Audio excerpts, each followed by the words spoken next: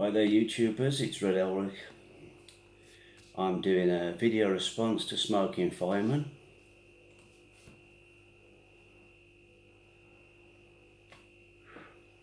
I'm smoking my Ben Wade Harlequin pipe and it's a lovely pipe, squat calabash,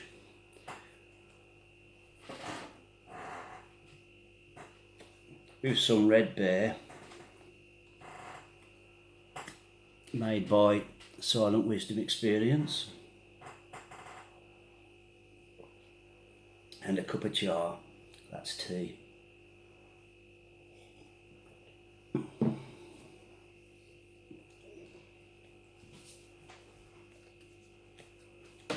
So this is a video response to his giveaway that he's doing at the moment, and hopefully I can get this in before he does the draw, but if not, it's the taking part that counts. So if you've already done the draw, that's okay. So Smoking Fireman wants to know a favourite childhood memory.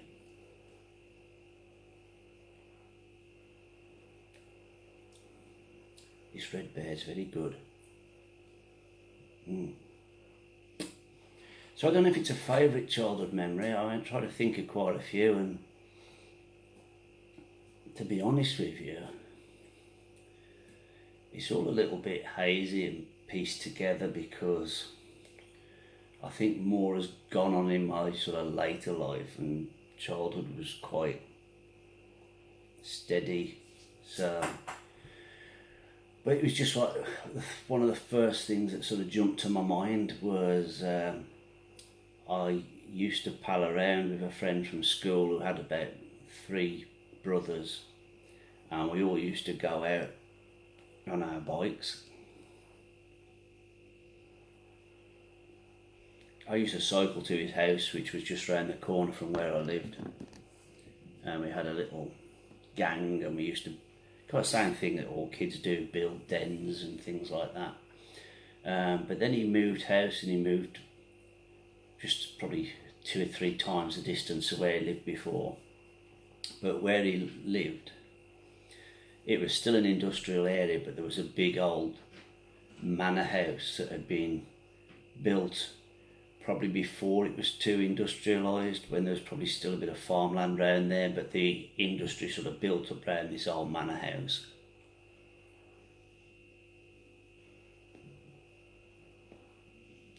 And so I guess the people probably moved out years ago, and it had been just a derelict, disused building. And this is probably in the 1970s, this is. And there were a lot of Vietnamese refugees were coming into Britain. And the old manor house was turned into a refugee camp. They had, they gave them rooms there. And all the old grounds around, the big gardens directly around the house were all overgrown, so it was a bit like a little jungle with this run-down old manor house in the middle.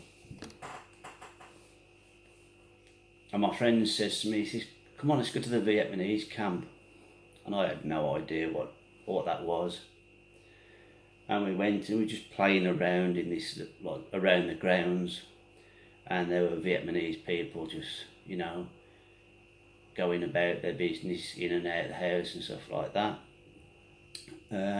Taking no notice of us really, and weren't really, taking a lot of notice of them. You just smile at them and nod and things like that. But why my friend wanted to go there was because there was a big steep hill, and he wanted to ride his bike down this steep hill as a bit of a dare. And so we did it, and it was, very steep, and it was kind of between trees, so you had to make sure you stayed on this little track, because if you veered to one side or the other, you'd have gone smashing into a tree.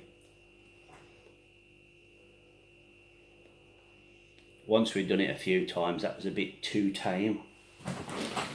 Just wondering where my tamper is. So my friend said, we'll build a ramp. I think there's about 4 of us there. I can't remember, it was that long ago. It was about 4 of us. So we built a ramp with bricks and some wood. I think a couple of my friends went first, and they went tearing down this hill, hit the ramp and did a jump off the ramp.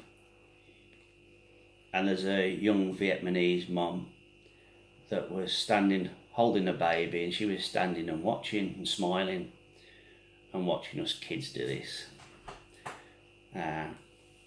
Maybe it reminded her of her own childhood or something before she became a young mum. And then it was my turn. So I came tearing down this hill, hanging on for grim death. And I hit this ramp, and God knows what happened, I lost control.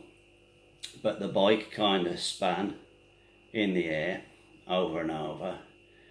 And I mean, I just remember tumbling about. My friends described what happened is the bike sort of tumbled over and over, and I kind of orbited the bike somehow, and then just landed in a clump in this sort of, at the base of this tree underneath my bike.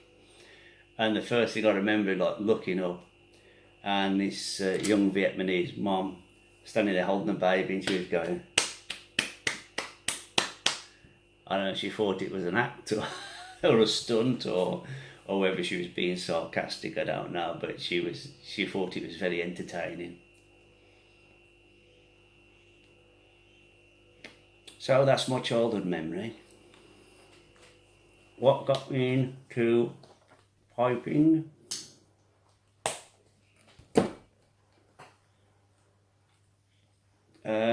I've told this story before, but I'll tell it again. I always liked the look of pipes, and I had family members that smoked pipes, but my dad always smoked cigarettes. He was that kind of guy, a bit of a cool guy, and my dad had a heart attack. I think I was about 16 or 17 when he had a heart attack, went into hospital, and the doctor said, you've got to get off cigarettes. And I thought, well, I know what's better than cigarettes, it's not as bad for you. I didn't think my dad would pack in cigarettes. So I bought him a pipe and some tobacco and some matches, and went and said, there you go. And he's like, what's that for? And I said, to get you off the cigarettes. And he says, oh, and he's like, okay, thank you. And he never bothered with it, never touched it, never filled the pipe or lit it. He just stopped smoking cigarettes straight away. Never touched a cigarette again. So I was left with this pipe that I'd bought him. And as I say, I like the look of pipes and pipe smoking. So I thought, well, I'll have a go then. And I started smoking a pipe, and I really enjoyed it. And probably too young to smoke a pipe, but you know, back in them days, God, well, even now you see kids having the sly cigarette while they're still in school uniform. So law's one thing, but people will do what they do. So that's what got me into pipe smoking. And then, like a lot of people, I went through a phase of reading The Lord of the Rings, and I really loved it. Because my brother bought me a Hobbit book when I was quite young, probably too young to read it. And my other brother bought me, it was a set of LPs, that's records, set of records with somebody narrating The Hobbit. And I've still got that somewhere, I really enjoyed that. So when I got round to reading The Lord of the Rings, I liked all the pipe smoking bit. So I bought some church warden pipes from town.